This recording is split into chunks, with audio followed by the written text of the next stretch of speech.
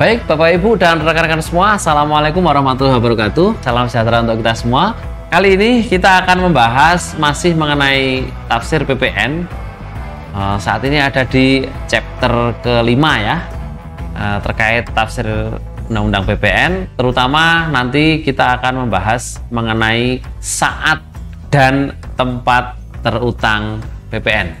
Bapak Ibu dan rekan-rekan semua, saat terutang PPN ya dengan tempat terutang PPN itu akan menjadi penting, karena kekeliruan dalam menentukan saat atau tempat itu akan berpotensi menimbulkan sanksi bagi kita selaku PKP ya. Ini ada dua judul. Yang pertama adalah saat terutang PPN. Nanti berikutnya akan kita lanjutkan ke tempat terutang PPN.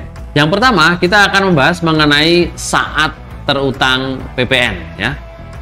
Menurut Undang-Undang PPN ya dan aturan pelaksananya ya, Undang-Undang PPN terutama di pasal 11 yang dilaksanakan lagi dengan peraturan pemerintah terakhir adalah PP nomor 44 tahun 2022.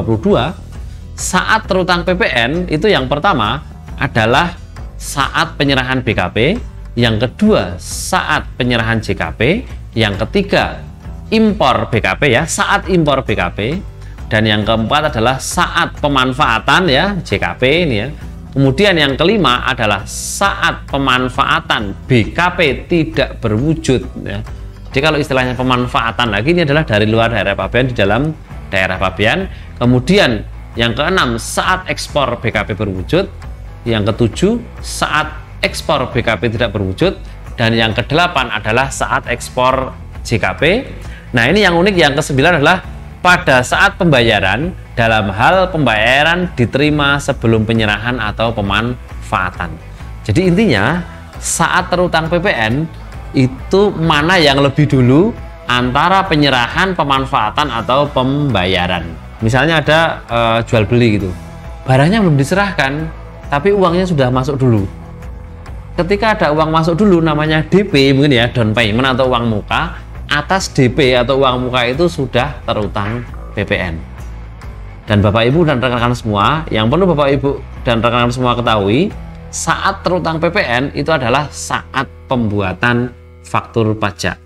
Terlambat membuat faktur pajak itu nanti akan dikenai sanksi ya, sesuai pasal 14 Undang-Undang KUP, yaitu sebesar 1% dari DPP. Jadi hati-hati. Intinya saat terutang PPN yaitu saat pembuatan faktur pajak, itu mana yang lebih dulu antara penyerahan atau pembayaran ya, DP-nya mana yang lebih dulu gitu. Meskipun belum dibayar, kalau barang sudah diserahkan terutang PPN juga, faktur dibuat juga. Jika penyerahan dilakukan secara konsinyasi ya, secara konsinyasi nitip ya, saat terutang PPN bukan pada saat penyerahan secara konsinyasi, namun saat konsignor ya mengakui piutang atau penghasilan, atau pada saat invoice diterbitkan oleh BKP konsignor ya. Jadi dalam konsinyasi itu yang menitipkan namanya konsignor, sedangkan yang dititipi itu konsinyi gitu ya. Nah, nanti terutang PPN-nya itu bukan pada saat penyerahan dari konsignor ke konsinyinya itu, tapi pada saat konsignor yang menitipkan itu mengakui sebagai piutang atau penghasilan, atau saat invoice sales invoice itu diterbitkan oleh PKP konsignor. Baik, itulah tadi bahasan mengenai saat terutang PPN. Yang kedua itu adalah bahasan mengenai tempat terutang PPN. Menurut PP nomor 44 tahun 2022 ya, tempat terutang PPN itu bisa dibagi ke beberapa kriteria seperti ini ya. Yang pertama ini dan yang kedua ya, pertama dan kedua ini sama, PKP melakukan penyerahan BKP atau JKP di dalam daerah pabean.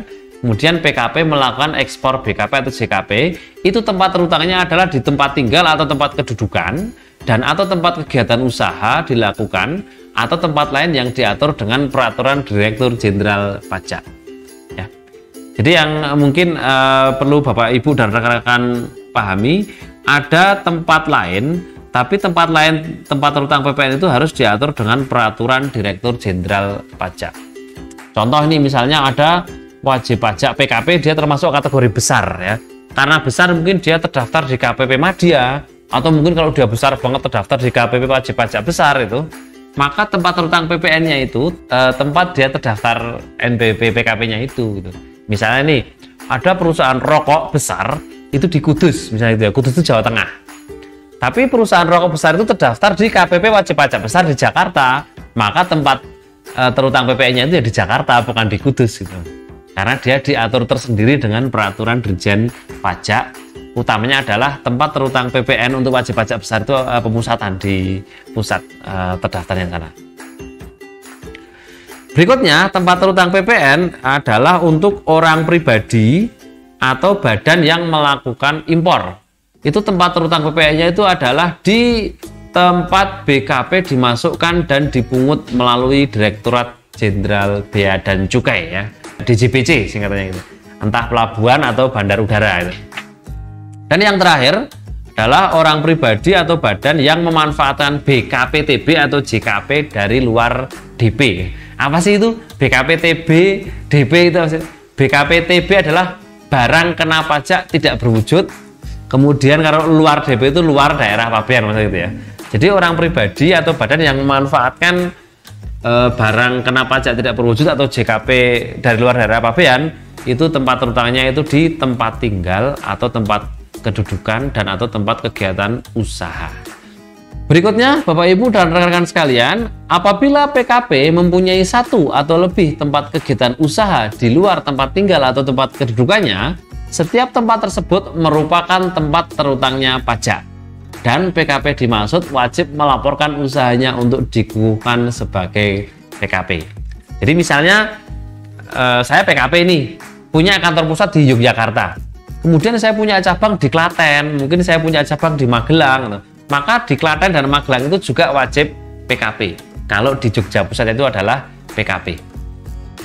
Jadi tidak hanya terus oh kan yang cabangnya sana baru kecil omsetnya, nggak gitu. Karena memang pusatnya udah PKP, cabangnya meskipun kecil tetap wajib PKP. Karena di sini disebutkan apabila PKP mempunyai satu atau lebih tempat kegiatan usaha di luar tempat tinggal atau tempat kedudukannya, setiap tempat tersebut merupakan tempat terutangnya pajak dan PKP dimaksud wajib melaporkan usahanya untuk dikukuhkan sebagai PKP. Baik, Bapak Ibu dan rekan-rekan semuanya, pembahasan mengenai saat dan tempat terutang di chapter 5 ini mungkin akan kita akhiri ya. Sampai jumpa lagi di chapter berikutnya masih mengenai tafsir PPN bersama sharing pajak MNCo. Terima kasih, sampai jumpa.